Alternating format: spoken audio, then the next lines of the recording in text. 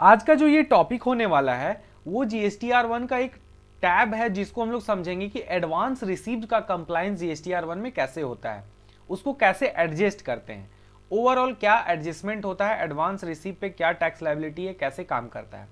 तो सबसे पहले इस चीज को हम लोग समझते हैं। तो चलिए चलते हैं हम लोग एक्सेल की तरफ। मान लीजिए कोई भी आपका कोई कस्टमर है, वो आपको एडवांस दे दिया। लेट सपोज कोई मोबाइल फोन है, ठीक है, आपका कोई मोबाइल फोन है जिसका प्राइस क्या है 1000 प्लस 200, या तो फिर आपका सपोज करिए कितना 10,000 है मोबाइल का दाम, और इसका 18% आपका क्या है, टैक्स है। इस पे 18% क्या है, टैक्स है। 18% कितना, 1800। तो वो टोटल आपको कितना पेमेंट किया, लेट सपोज 10,000 प्लस ये 1800, टोटल कितना पेमेंट किया, 11,800 रुपए आपको दे दिया एडवांस। बोला भैया हमको 1 महीना बाद फोन दीजिएगा। अब लेट सपोज ये जो पेमेंट है ये आपको जनवरी में दे दिया, लेट सपोज ये फरवरी में दे दिया, क्या किया, फरवरी में दे दिया। तो अगर ये फरवरी में बिल इशू कर देते तो गवर्नमेंट को 1,800 रुपए फरवरी में मिल जाता। लेकिन अब आप क्या किए कि वो तो पेमेंट आपको फरवरी में ही कर दिया, लेकिन आप उसको मटेरियल कब दीजिएगा, मार्च में दीजिएगा, बिल भी आप मार्च में करिएगा।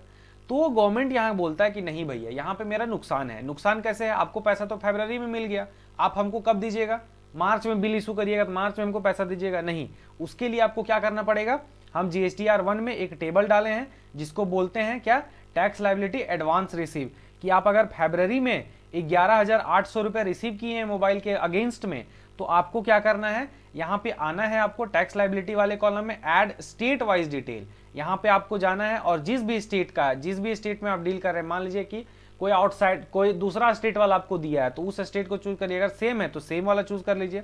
यहाँ पे लेट सपोज मेरा झारखंड है, तो हम झारखंड का सपोज करिए, झारखंड का जो कस्टमर है मेरा वो मेरा हमको एडवांस दिया, तो 18% में दिया। टोटल 18% में कितना पैसा दिया, 10,000 प्लस GST। तो यहाँ पे क्या करेंगे, 10,000 रुपये डालेंगे और 900 रुपये ये क्या हो जाएगा, मेरा लाइबिलिटी बुक हो जाएगा। अब यहाँ पे हम क्या करेंगे, अपना जो टैक्स लाइबिलिटी है वो अब सेम मंथ में क्या किया, गवर्नमेंट को फरवरी में हमको पैसा मिला, गवर्नमेंट को भी फरवरी में चला गया, तो यहाँ पे अब कोई इशू नहीं है। अब बात है कि नेक्स्ट मंथ में क्या आएगा, नेक्स्ट मंथ में तो अब इशू ये आएगा कि अब मान लीजिए हम लोग फरवरी में तो दे दिए आपको एडवांस रिसीव करके, यहाँ पे हम आपको बता दिए, ठीक है, हम यहाँ पे बुक कर लिए अपना लाइबिलिटी और आपको पेमेंट कर दिए, क्योंकि हमको फरवरी में पैसा मिला था, हम फरवरी में टैक्स दे दिए, बात हो गया खत्म। नेक्स्ट अब क्या इशू आएगा, अब ये जो 11,800 का बिल है ये हम मार्च में इशू करेंगे, मार्च में इशू करेंगे। तो अब लेट सपोज अगर B2B इनवॉइस है तो मार्च में इशू करेंगे, इसको सेव करके निकल जाना है। अब अगर मान लीजिए आपका B2B इनवॉइस है, अब अगर मार्च में करिएगा, क्योंकि आप तो फरवरी में सिर्फ वहां पे GST नंबर वगैरह तो मांगा नहीं, तो उसको सामने वाला को तो इनपुट मिला नहीं। अब क्या है, यहाँ पे इशू कहाँ आएगा कि अब मान लीजिए हमको उसको तो इनपुट लेना है ना, तो हम लोग तो जब बिल इशू करेंगे तभी सामने वाला इनपुट लेगा। तो उसके लिए हम लोग को क्या करना पड़ता है, अब हम लोग मार्च में बिल इशू करेंगे भैया। अब बात यहाँ ये है कि अब हम लोग पहले तो टैक्स दे चुके हैं उस पर, अब मार्च में फिर बिल इशू कर रहे हैं, उस पर फिर टैक्स देना पड़ जाएगा। तो गवर्नमेंट बोला नहीं, इसके लिए देखिए हम एक और टेबल बनाए हैं, इसको बोलते हैं 11B1 और 11B2 एडजस्टमेंट ऑफ एडवांस। यहाँ पे आप जाइए और आपको सिंपल सा क्या करना है, ऐड स्टेट वाइज डिटेल, आप यहाँ पे जाइए और सिंपल सा फिर से झारखंड सेलेक्ट कर लीजिए और यहाँ पे आपको क्या करना है, बता देना है कि हम कितना एडजस्ट किए हैं। तो फिर यहाँ पे 10,000 रुपये आपको डाल देना है इस पे और ये सेव कर देना है। तो ये काम कब करना है, काम करना है क्या कि आपको पहले जब पेमेंट करना है, जब एडवांस जिस मंथ में रिसीव हुआ, तो आप इस कॉलम से जाके 11A1 और A2 में जाके अपना पैसा पेमेंट करिए।